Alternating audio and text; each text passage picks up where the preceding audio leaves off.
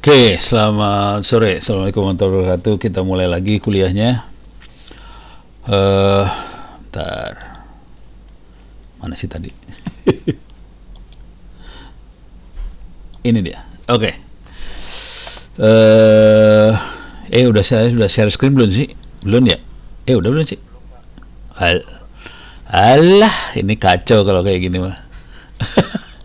Ini zoomnya saya nggak bisa masuk lagi nih. Waduh, waduh, waduh, waduh. Ini harus matiin lagi deh. Ntar. Exit lagi. Ntar leave lagi.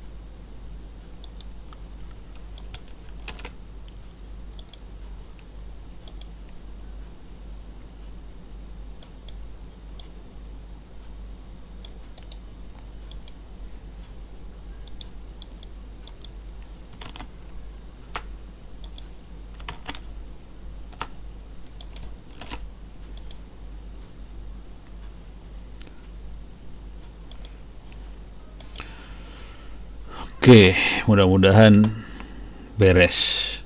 Coba saya share screen dulu nih. Kacau soalnya kalau nggak share. Ini Linuxnya rada nggak beres.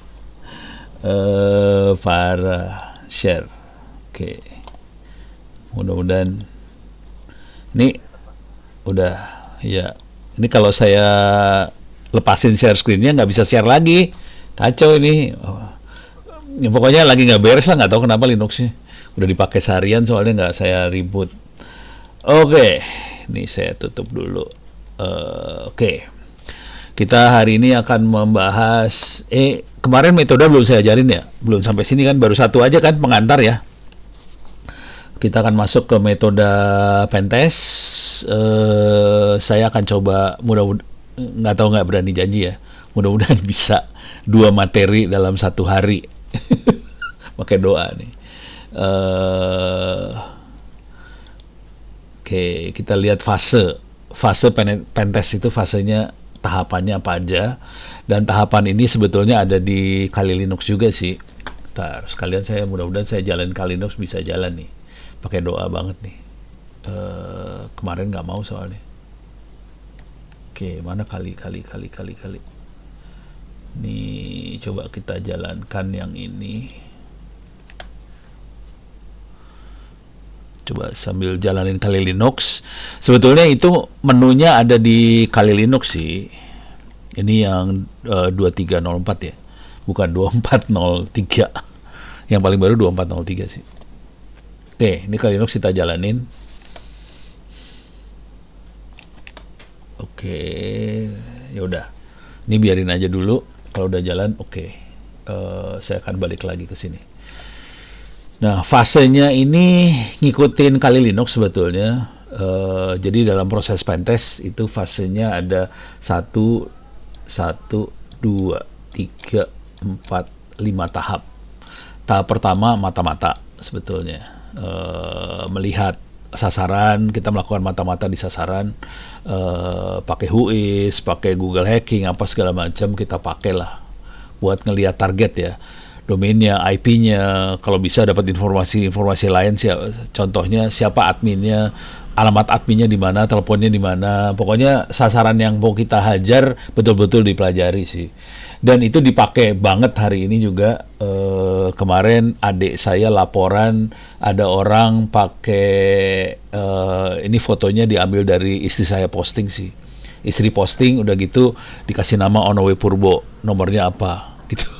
Alah, ayo kacau ya, begitu deh. Jadi orang ngerjain PR banget untuk nargetin gitu. Untungnya semua orang pada tahu si Ono tuh jarang pakai HP, jadi akhirnya pada nanya ke email, ini Ono bener, Ono bohong nih. Ono bohong gitu ya. Jadi ini mata-mata serius dikerjain. Udah gitu, setelah melakukan mata-mata kita scan. Scan itu intinya buat ngelihat lebih dalam lagi. Di sasaran itu jalanin server apa aja, port apa aja yang kebuka, versinya berapa, pokoknya semuanya kayak gitu-gitunya dilihat. Jadi pertama mata-mata yang global, kemudian kita mata-mata lagi yang lebih detail lagi, nomor port apa segala macam ya. Apakah ada IDS yang jalan di sana apa segala macam. Kalau udah selesai di situ, kita mulai nyoba masuk. Bisa pakai SQL injection, cross-site scripting, buffer overflow kalau mau nyoba. Ya ini buat akses ke dalam sistem itu. Oke, setelah akses, kita harus jaga supaya kita bisa akses terus tanpa si admin tahu. Konsekuensinya kita pasang backdoor. Bisa backdoor, rootkit, apa segala macam. Jadi kita bisa pasang aplikasi yang jalan terus di sana supaya kita bisa masuk terus tanpa lewat jalur yang normal. Jadi tidak lewat SSH, lewat telnet dan sebagainya. Itu kita nggak mau lewat kayak gituan, soalnya aplikasinya akan nyatet nanti. Kalau kita bisa bikin backdoor, berarti kita bisa masuk tanpa tercatat oleh sistem. Cuman backdoornya harus disamarin supaya nggak bisa kelihatan. Yang terakhir adalah kalau udah ini dikerjakan semua, kita harus sembunyiin jejak. Bisa ngapus log, ini modify timestamp, sembunyiin file, segala macam. Jadi kira-kira tahapannya cuma gini. Coba kita lihat si Kali Linuxnya udah jalan belum? Oke. Cuman punya 274 megabyte disk. Ignore. Coba masuk. Kalau nggak salah passwordnya kali lagi. Kalau nggak salah. Kalau salah nggak bisa masuk. Oke.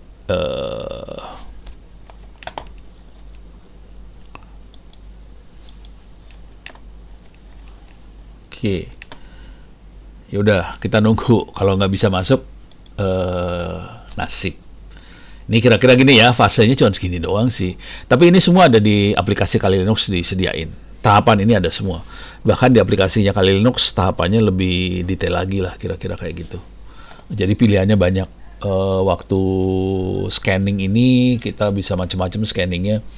Bahkan scanningnya bisa spesifik, scanning web server, scanning database, gitu. Yang Kali Linux lebih dahsyat lagi. Gitu ya.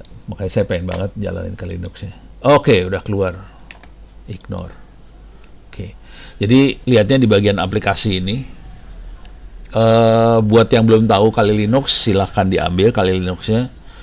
Bisa browsing di sinilah. Kali Linux ya. .org, betul. Bisa di-download. Tapi beberapa orang nyaranin pakai Parrot OS juga, jadi ya nggak apa-apa lah, boleh pakai Kali Linux, apa aja juga boleh sih sebenarnya, pakai Ubuntu juga bisa kalau mau install aplikasinya, cuman capek. Saya biasanya download yang ini sih, installer image-nya gitu.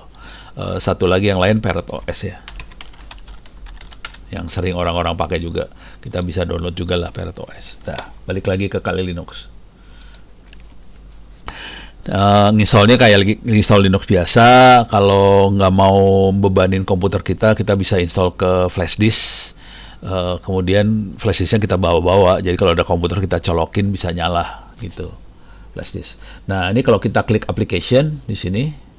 Nah ini ada urutan 1, 2, 3, 4, 5 sampai 13. Dari 1 sampai 10. 1 sampai 10 itu betul-betul urutan yang tadi sih sebenarnya yang diterangkan tadi.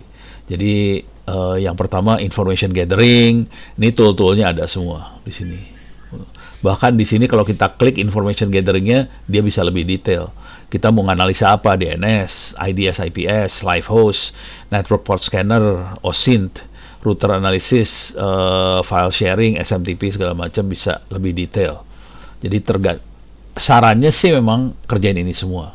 Nah ini PR kita, PR Anda sebagai mahasiswa ethical hacking, nanti ini betul-betul jadi gini, balik lagi ke sini ya. Ujungnya kuliah ethical hacking harusnya bagian yang ini nih, bikin laporan. Ujungnya yang ini sebenarnya harusnya. Cuman kalau nanti bikin laporan takutnya pada malas ngerjain, ya udah ntar saya coba UTS UASnya soal aja lah. ngerjain soal aja lah. Tapi kalau serius bikin laporan, kalau saya sih pengennya bikin buku aja sekalian lah, buku tentang ginian. Itu bukunya pasti laku sih. Kalau buku yang kayak ginian biasanya laku. Kalau buku yang lebih serius daripada ini susah lakunya. Jadi ujungnya yang ini sih sebenarnya, bikin laporan. Ini saya kasih lihat dulu ya, kasih bayangan kalau bikin laporan. Outline laporannya kira-kira seperti ini outline-nya. Ada judul, ada abstrak, ada pendahuluan, ada temuan. Apa aja yang ditemukan, kemudian kita analisa risiko, terus rekomendasi. 3 itu yang penting sih. Temuan, analisa risiko, rekomendasi. Poin yang paling gedenya itu. Nah, tapi semuanya harus ada bukti-buktinya. Screenshot, log, apa segala macam. Jadi kuncinya di sini, duitnya di sini sih sebenarnya duitnya. Oke. Jadi kalau bisa sih arahnya ke sini. Nanti harus sering ngutak-atik ngoprek segala macam, kita bisa tahu, oke, waktu temuan kita harus melampirkan CVE gitu ya. Terus kalau kita lakukan eksploitasi, kita harus kasih step yang kita lakukan untuk ngejebolin seperti apa dimasukin ke laporan. Nggak bisa laporan isinya server Anda jelek, gampang dijebolin. Nggak bisa laporan kayak gitu, mau diketawain nanti. Yang ngasih duit juga marah ntar. Jadi kita harus ngasih tahu tahap-tahapan sampai bisa jebol seperti apa. Itu dicatat semua ya. Terus analisa risikonya juga harus dikerjain analisa risikonya. Nah, tapi di bagian yang ini nih lumayan detail saya buatin. Nih di sini ada mana laporannya. Nah di sini ada contoh temuan seperti apa. Temuan tuh ada yang bentuknya vulnerability, kerentanan, eksploitasi, ada yang temuan impact, terus analisa risiko seperti apa, penentuan prioritas seperti apa, rekomendasi seperti apa. Jadi contohnya ada di sini sih sebenarnya. Tapi ini saya taruh kuliah terakhir. Tapi nanti saya akan bolak-balik kuliahnya, kadang-kadang nggak harus ngikutin urutan ini ya, bisa loncat-loncat lah biar pada baca-baca ke bawah-bawah. Soal belum selesai, jadi soalnya masih paling nggak seminggu lagi. Sebetulnya ada 4 modul yang belum beres. Itu pun kalau beres soalnya masih sedikit sih. Masih sekitar 40-an soal per modul. Jadi probabilitas Anda untuk dapat nilai A tinggi banget.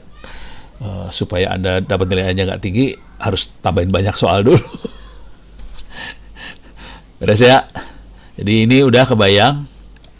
Saya harus balik lagi buat kasih bayangan. Jadi masuknya application, information gathering, di sini ada banyak. Ini di sebelah kanannya nah ini kalau klik yang ini nanti kelihatan aplikasinya apa, klik yang ini aplikasinya apa sebelah kanan. Network sama port scanning aplikasinya ada sebelah kanan, OSINT analysis aplikasinya ada sebelah kanan. Jadi ini aplikasinya ada sebelah kanan.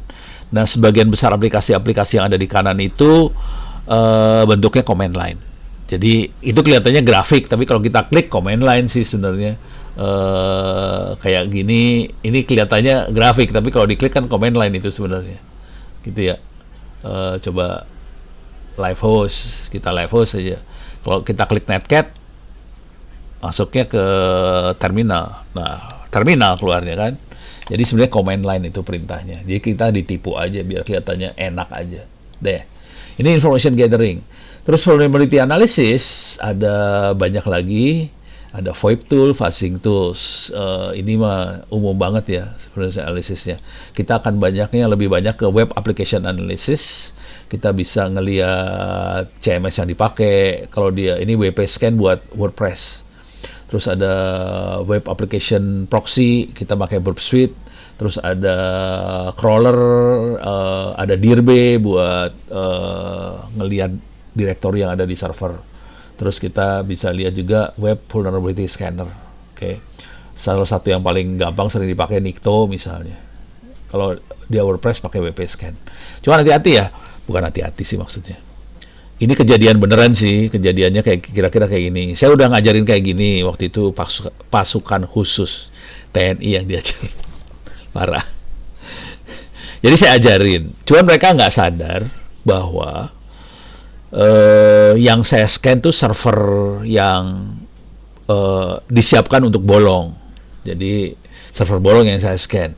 Ya udah, pasukan TNI-nya waktu udah selesai saya ajarin, komandan nanya dong, coba demoin apa aja yang Ono ajarin. Dia siapinlah server baru WordPress. Di scan pakai WP Scan yang nggak akan ada bolongnya, orang itu server baru. Jadi server baru diambil dari aplikasi apa source code yang paling baru. Kalau di scan pasti nggak akan bolong gitu. Jadi sesuatu yang baru dari pabrik biasanya aman gitu. Jadi kalau mau belajar ngancur-ngancurin harus cari yang bolong sih sebenarnya. Oke, ini vulnerability analysis, web application analysis sudah kebayang. Kemudian database assessment, kita ngejebolin database. Intinya sih kayak SQL injection gitulah. Kalau ini pakai SQL map ya. Ini pakai aplikasi. Kalau Anda bisa pakai tangan ya pakai tangan juga bisa sih sebenarnya. Kemudian password attack, kita jebolin password.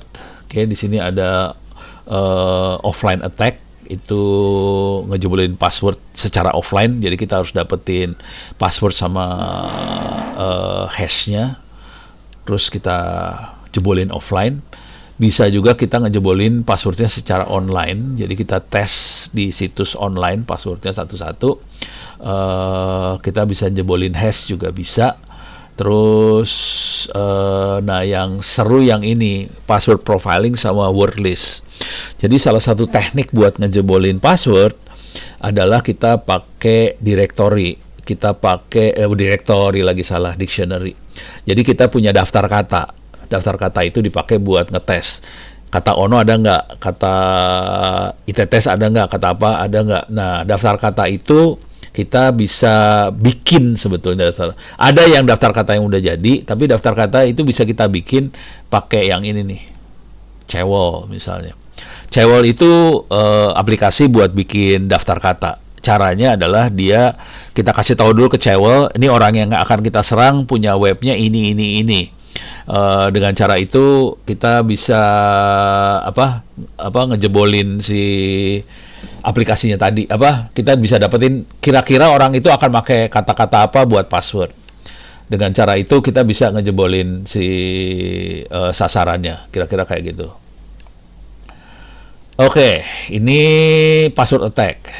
Kemudian di sini saya akan susah ngedemoin kalau wireless attack.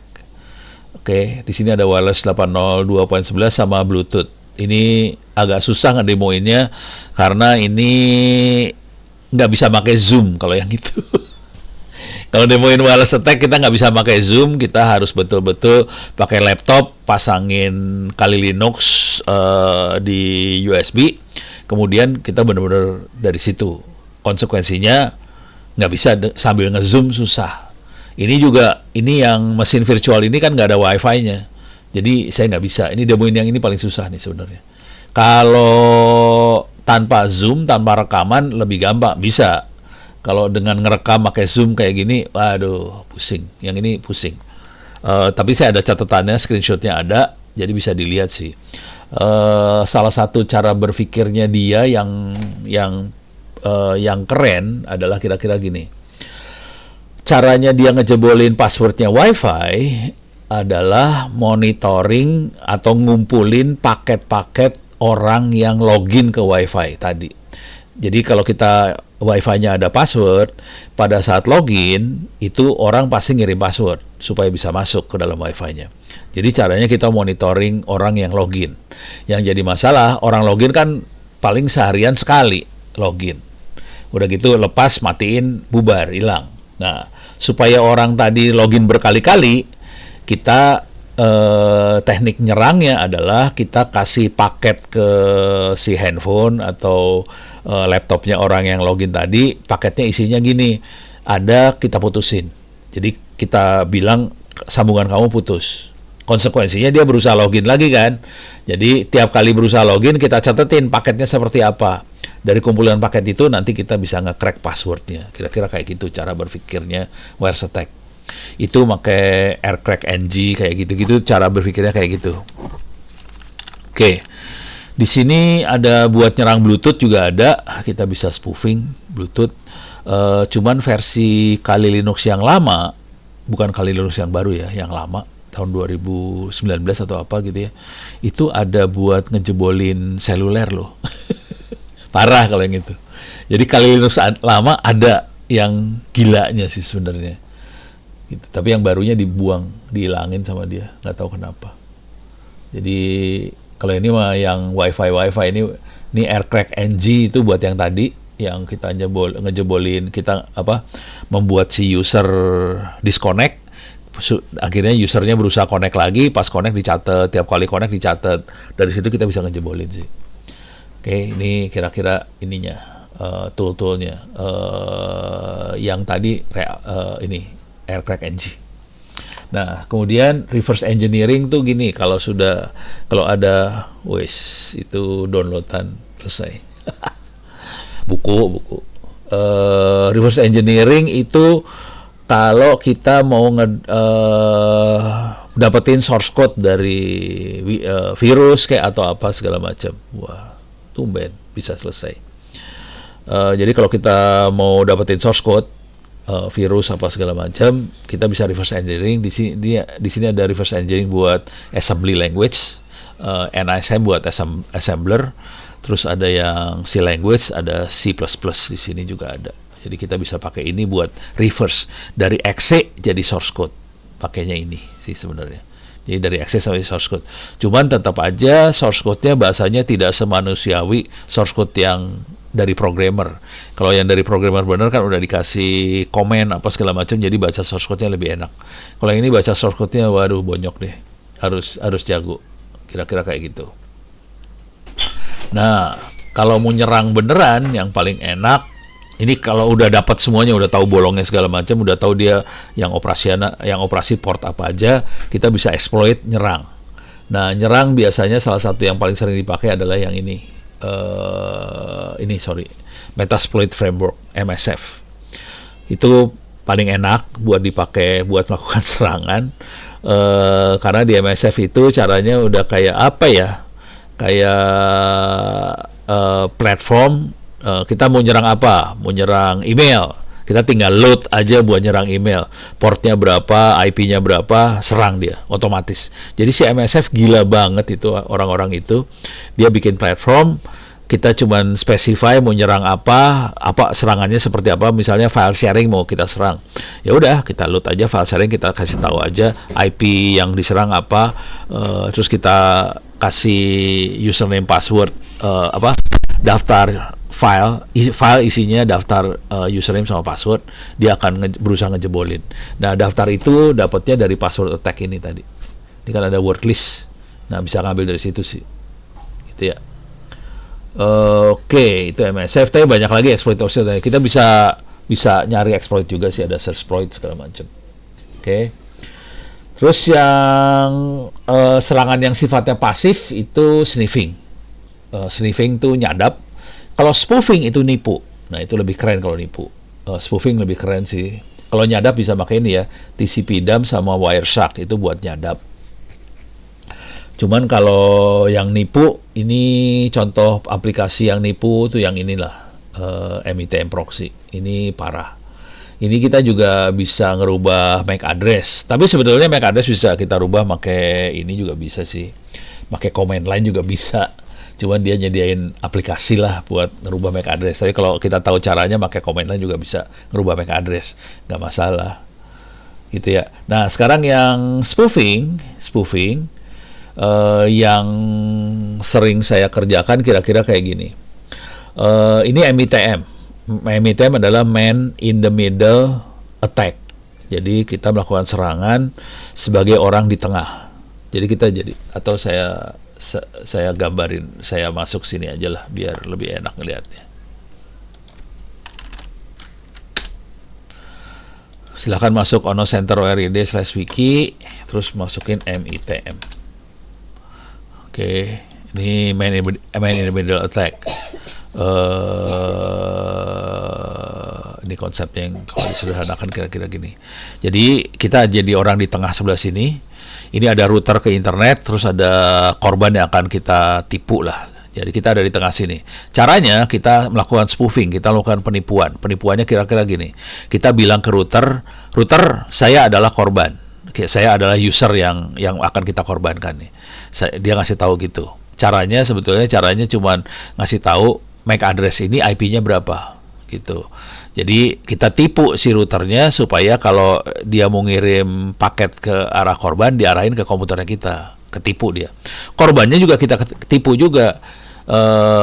Kita bilang ke komputernya korban bahwa routernya bukan yang warna merah ini, bukan router ini, tapi routernya adalah kita, komputer ini. Akibatnya semua komunikasi dari router ke korban, korban ke router, semua dilewatin sama kita yang ada di tengah ini, gitu ya. Nah, tinggal di tengah ini kita mau jalanin apa? Bisa jalanin burp suite, boleh. Cuman burp suite nggak bisa HTTPS. Itu masalahnya dengan burp suite, dia nggak bisa HTTPS. Kita bisanya HTTP aja burp suite. Kalau HTTPS, burp suite-nya pingsan. Jadi supaya, karena HTTPS di encrypt, kita nggak bisa lihat apa-apa. Kita biasanya pakai MITM proxy di sini. Nah, MITM proxy parah banget sih. Jadi kita bisa ngelihat passwordnya orang walaupun dia ngirimnya dengan HTTPS. Jadi walaupun HTTPS kita bisa lihat passwordnya orang, komunikasinya orang bisa kelihatan di MITM proxy itu. Kira-kira kayak gitu. Untuk nipunya kita pakai ARP spoof. Jadi harus jaringan ARP spoof kita tipu. Untuk ngerti ini semua harus ngerti jaringan dulu ya. Jadi kalau kita ngerti jaringan baru kita bisa ngerjain kayak ginian. Kalau nggak ngerti jaringan, ngerjain kayak ginian kemungkinan bisa pusing kepala sih. Ini apa sih, ARP itu apa sih? Nah, jadi jaringan harus ngerti dulu baru masuk ke sini. Kalau saya dasarnya memang bikin jaringan awalnya, jadi ngerti ada ARP lah, ada HTTP, ada SMTP apa segala macam karena bikin jaringan. Setelah itu orang ngutak-ngatik, nyerang segala macam, ARP SWIFT ya jadi ngerti konsepnya karena bikin jaringan dulu. Jadi harus ngerti jaringan dulu sih awalnya. Oke, saya balik lagi ke sini. Jadi itu, kemudian terakhir adalah post exploit. Post exploit adalah sesudah kita eksploitasi, sesudah kita masuk ke dalam server dan sebagainya, kita perlu jalanin backdoor, pintu belakang, supaya kita bisa masuk tanpa si yang punya mesin tahu bahwa kita masuk ke dalam situ. Kita backdoor. Jadi kira-kira sampai nomor 10 itu yang biasa dilakukan oleh hacker. Dan itu yang tadi ada di sana tuh ya, di kuliah. Ada di mana tadi teh? Nih, fase pentest. Yang terakhirnya, maintain AI dan terakhir covering text. Covering text nggak ada di Kali Linux. Tidak ada di sini, tidak ada Kali Linux. Itu dikerjakan manual. Covering text itu dikerjainnya manual banget itu. Parah banget. Jadi kita masuk dan kita delete log atau kita edit lognya. Kira-kira kayak gitu. Jadi kalau covering text benar-benar manual ngerjainnya. Oke, jadi nggak ada di sini. Nah, yang sisanya ini 1, 2, 3 forensik itu di luar attack. Kita cari barang bukti. Jadi kita jadi aparat, kita cari barang bukti. Nah, itu pakai forensik. Terus ada tool buat reporting, buat laporan yang tadi. Laporan bisa aja pakai Word atau apa sih, nggak masalah sih sebenarnya. Cuman dia juga nyediain tool buat laporan. Ini ada record my desktop, jadi kita bisa screen recording, kita bisa buat laporan juga berupa video akibatnya. Jadi bisa juga ngerjain seperti ini. Oke. Social engineering, ini menu tambahan kalau kita melakukan Socheng. Socheng. Ada di ini ya. Socheng, hati-hati ada di sini loh. Ada beneran ya, Sochengnya ada. Soal Sochengnya udah mulai, iyalah, kenapa jadi masuk sini? Ini bang soalnya nih, kita bisa lihat bang soalnya masih banyak yang harus dibikin lah. Capek bikin soal sih sebenarnya. Enggak, ya capek sih enggak sih, cuman butuh waktu banyak soalnya harus banyak. Nah, Socheng tuh ada di sini, social engineering. Ada ya Socheng. Jadi ada bagian dari pentest. Kenapa kita perlu Socheng? Segala macam ada. Oke. Sekarang kita balik lagi ke sini, metode pentest. Jadi kita udah bahas yang fase pentest, mulai dari mata-mata, recognize. Kalau kita biasanya lebih gampang ngomongnya footprinting sih. Ini footprinting, scanning, gaining, maintaining, cover tracks. Itu prosesnya. Nah, sekarang kalau pengen lihat sebelum ke sana, saya bisa kasih hands-on-nya itu sebenarnya kita perlu buat rencana pentest sih. Oke. Ini yang harus dikerjakan kalau mau hands on ya. Hands on kira-kira kayak gini. Kita harus tahu tentang target yang mau kita sasar, tujuannya apa, pengujian pentestnya buat apa, scope-nya seberapa lebar, terus informasi yang ada seperti apa. Kemudian kita harus dapat perizinan. Kemudian kita ngumpulin informasi tentang sasaran, tool yang dipakai ini. Oke. Oh ya, ini pengumpulan informasi bisa 3, pasif, aktif, sama pakai Soceng. Kemudian kita bisa pilih tool-toolnya. Ini semuanya ada di Kali Linux sih. Metasploit, Nmap, Nessus. Sebagian, kalau nggak salah Nessus harus diinstal sih. Defaultnya nggak ada. Oke. Kalau nggak salah Nessus pakai lisensi soalnya. Jadi yang pakai lisensi harus install. Nah, kemudian kita harus merencanakan pentest, metode yang dipakai apa? Black box, gray box, white box. Kalau black box itu si pemberi kerja tidak ngasih informasi sama sekali. Pokoknya tolong di pentest aplikasi gue. Udah. Nah, itu black box. Hati-hati dengan black box karena bisa kita nyebar kemana-mana. Kita nyerangnya jadi kemana-mana. Kalau salah nyerang, kita masuk penjara soalnya. Gitu ya. Kalau white box, kita dikasih tahu eksplisit. Aplikasinya ini, IP-nya ini, IP yang boleh dihajar ini, yang lain di luar itu nggak boleh. Itu white box. Paling aman white box. Biasanya duitnya lebih kenceng white box daripada black box. Gitu. Oke. Udah gitu, kita buat test case apa aja yang mau kita lakukan, apakah cross-site cross-site system, SQL injection, apa segala macam, semuanya dikumpulin, udah gitu jadwal. Kalau jadwal waktu pengujian rata-rata teman-teman tuh sekitar 2 mingguan sih, seminggu tuh cepet banget. Mungkin yang lebih aman 2 mingguan, gitu ya. 2 mingguan udah gitu kita bikin laporan. Kalau dalam proses kerjanya kita nyatet semuanya, bikin laporan ya sehari juga jadi sih. Cuman kalau kita kerjanya nggak dicatat, nah bikin laporannya jadi bonyok tuh, bikin waktunya jadi molor lagi. Sarannya sekitar 2 mingguan. Duitnya lumayan. Kalau kita dikasih kerjaan ya duitnya oke lah, 2 digitan gitu rata-rata sih. Rata-rata 2 digit. Kadang-kadang ada yang kalau forensik bisa 3 digit. Kalau forensik ya. Kalau pentest 2 digit sih rata-rata. Pelaksanaan pengujian, scanning, exploit, post exploit, dokumentasi. Jadi prosesnya itu aja sih sebenarnya.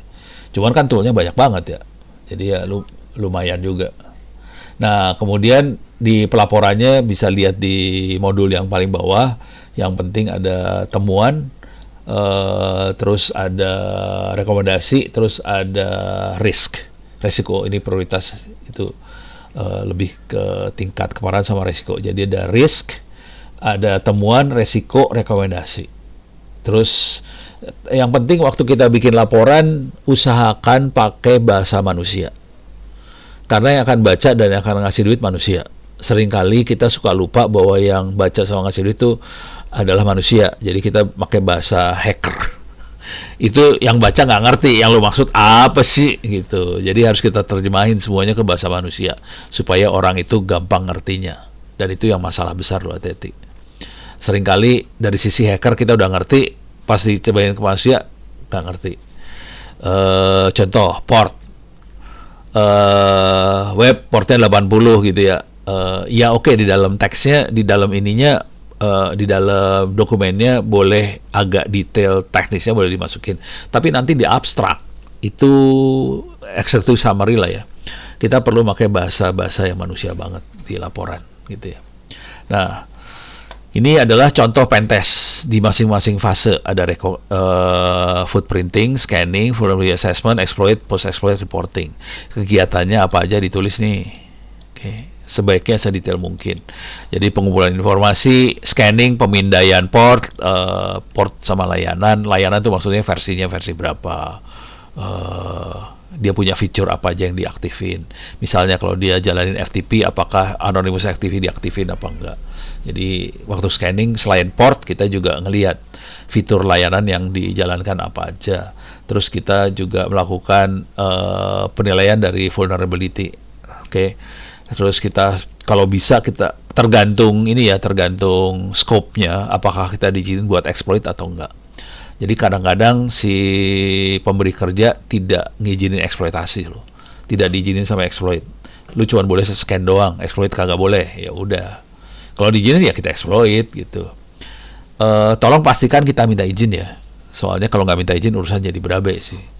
Soalnya sampai ada, jadi Astra aja sampai laporan ke saya nih, orangnya Ono bagus tapi kepaksa harus dikeluarin karena dia tidak pakai izin. Wah kacau gitu. Jadi Astra yang laporan waktu itu sih. Dia di hire jadi pegawai Astra, cuman kepaksa dikeluarin karena dia bablas. Itu mainan kayak gini hati-hati ya. Kalau kita bablas kacau ceritanya. Masalahnya karir kita jadi hilang, kesempatan buat berkarir jadi hilang, gitu ya.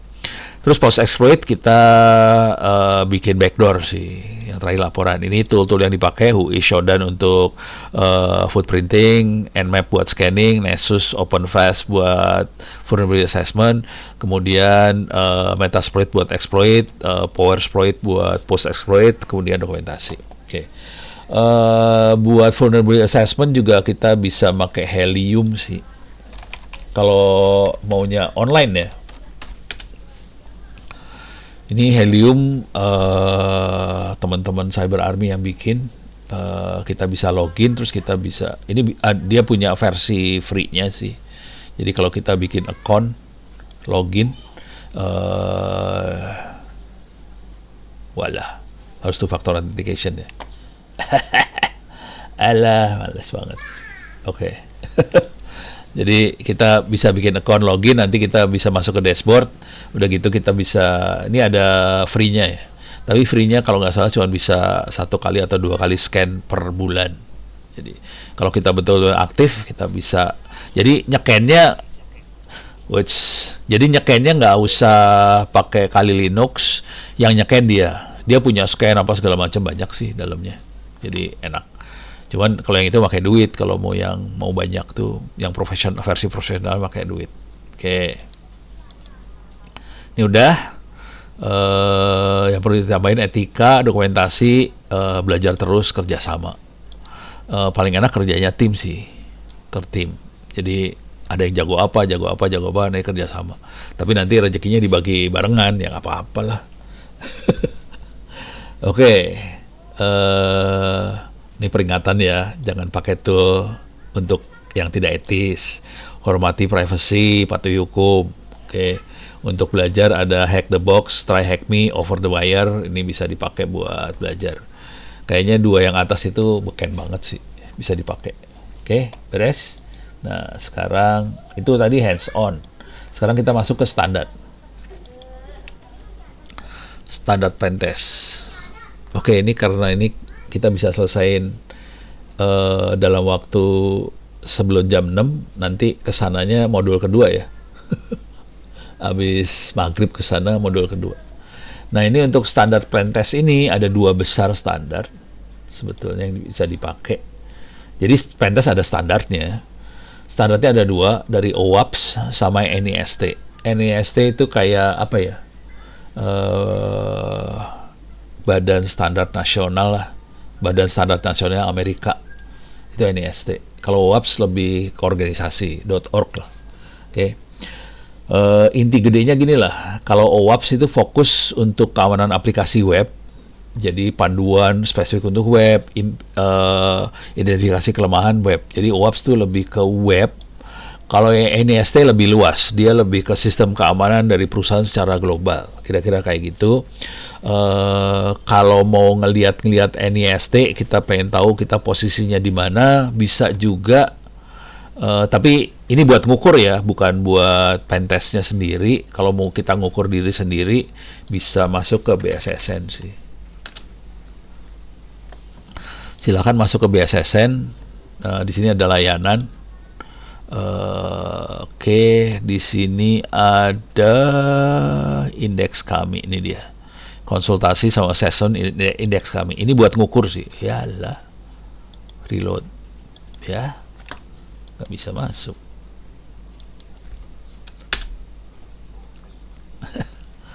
Kagak bisa masuk nih. Alah, parah dah. Ya, kalau masuk Anda bisa download indeks kami. Saya udah download sih. Jadi saya masukin ke cybersecurity, coba masukin indeks kami.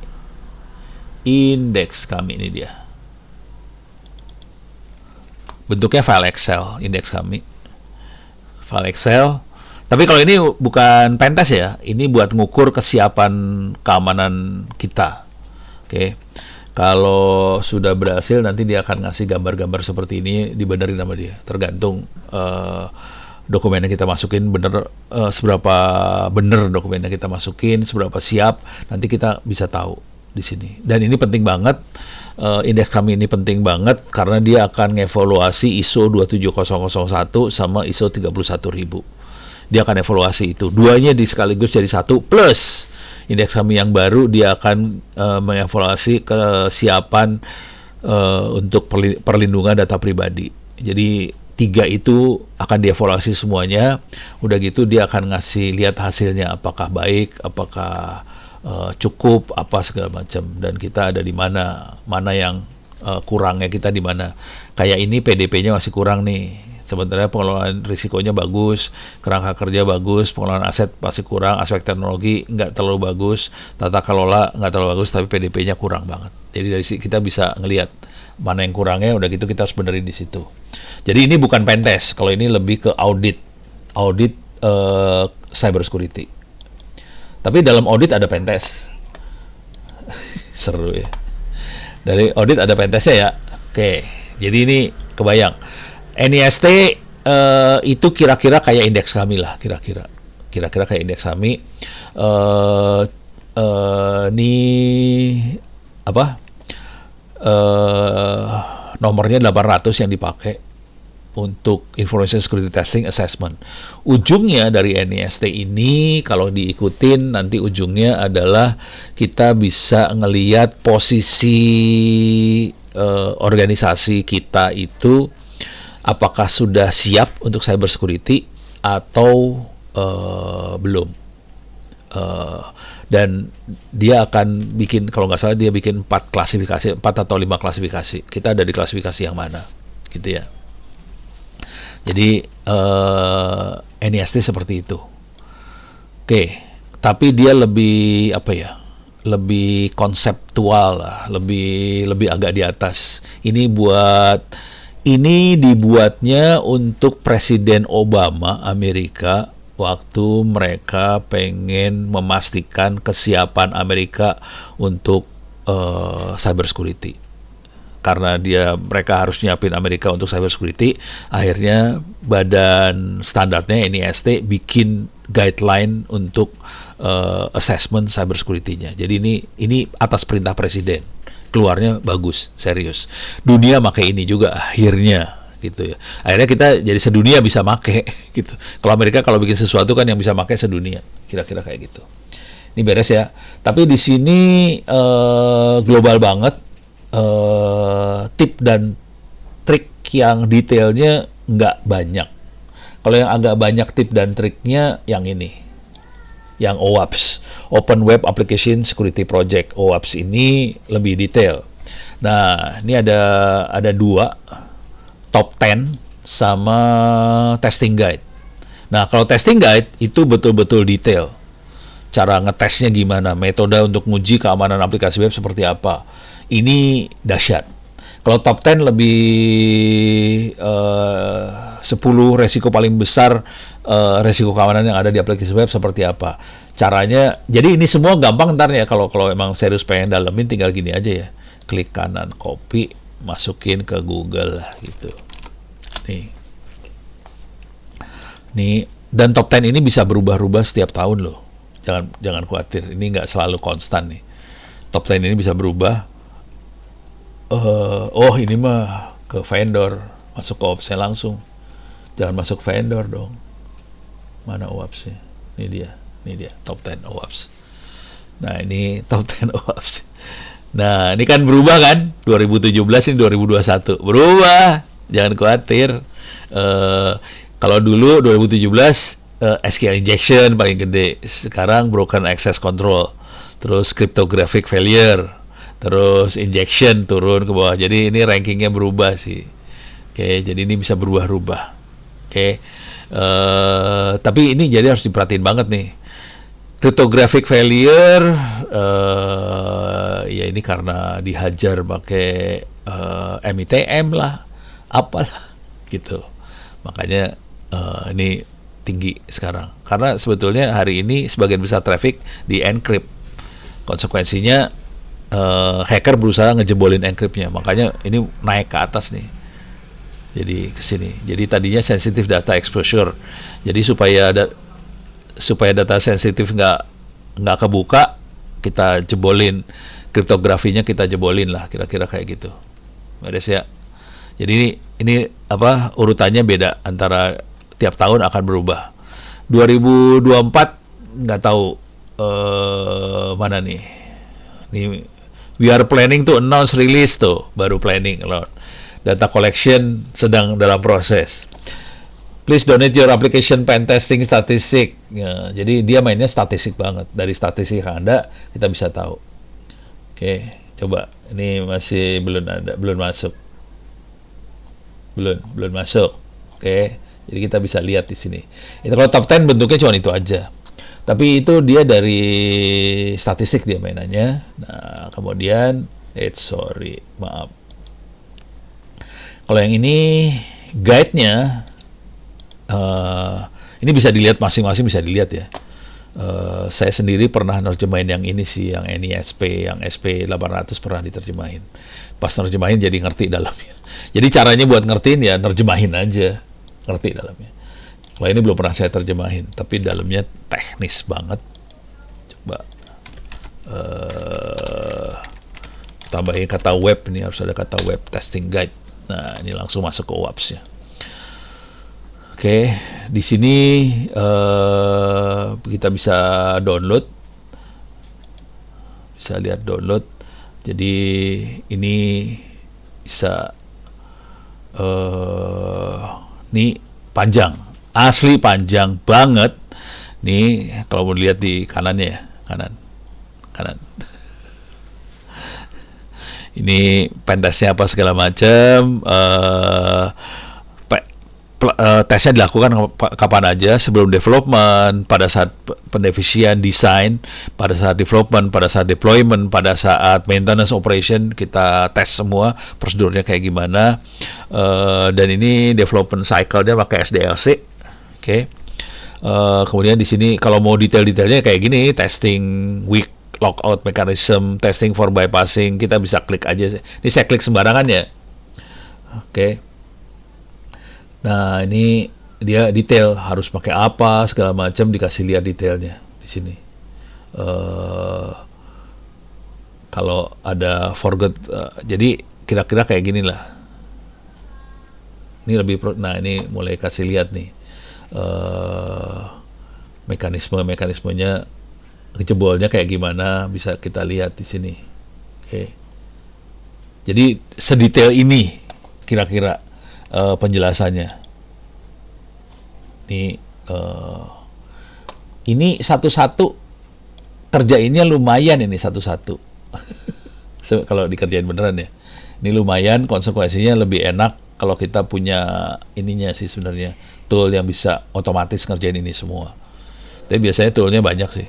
Wah, sudah waktunya buka puasa. Oke, paling enggak sebagian besar udah ke cover. Kalau ada pertanyaan kita lanjut nanti sesudah jam 6.20 ya. Kita mulai lagi jam 6.20. Saya tutup dulu pertemuan yang sekarang sampai sekian. Oke, kita ketemu jam 6.20. Terima kasih.